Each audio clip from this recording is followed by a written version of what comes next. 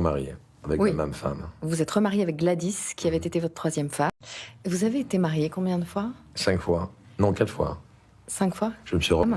C'est elle, la chef de tribu, qui s'occupait de vos 3 enfants quand vous couriez de fou, et vous avez craqué. Vous êtes tombé dans la J'étais... film en film. Vous ne les avez pas vraiment vus grandir. Non. Mais les rôles vont s'enchaîner à un rythme fou. Tombé dans ça, mais c'était pas vraiment... C'était... quelque chose... Je suis très prude, de nature. Et pour moi, en tout cas, c'est psychologie. Me méfie des femmes de nature, dû à un garçon qui est très sensible. Son premier amour est le plus important, ou fil à des souvenirs ou à des moments que j'ai vécu quand j'étais très jeune. Et quand tu es très sensible, j'étais très sensible, la blessure peut rester à vie. Pareil, c'est pas plus. Et si tu es blessé, quelque chose qui a pu me, je sais pas, ça te regarde dans les yeux. Je cherche aucune excuse, mais j'ai rencontré des gens qui étaient, tu sais, quand j'en avais marre d'Hollywood, j'en avais marre des gens qui mentaient parce que ça te promet des choses, ça sert la star, t'as toujours des gens qui viennent autour de toi. Et je suis tombé dans... Vous étiez très séducteur? Non, c'est comme je suis un vorace. Comme je suis un garçon qui avait une bonne santé, ben, je suis pas encore mort et puis j'ai pu m'en sortir de nouveau grâce au sport. Votre autre point faible à l'époque, moins nocif, c'était les femmes. Les femmes qui venaient chez moi, et moi j'étais pas tellement pluridé, mais à l'époque j'étais un garçon qui était good looking.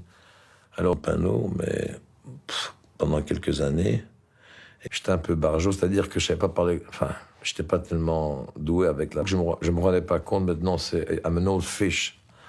Hein, le poisson, il est devenu... Vous étiez beau gosse, alors vous aviez les femmes.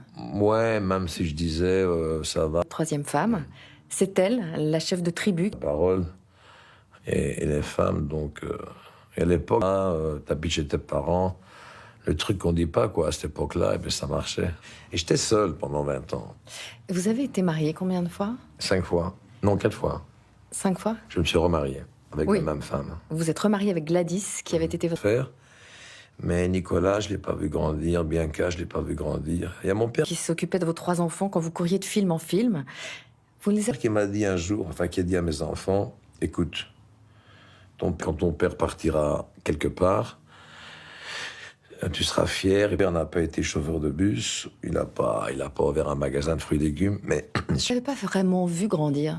Non. J'ai vu mon fils grandir, Christophe, il aurait fait ça. Eh ben, le soir, tu aurais vu ton TV show avec lui, tu aurais des habitudes, mais ton père a voyagé. Donc, il faut voir 2 choses.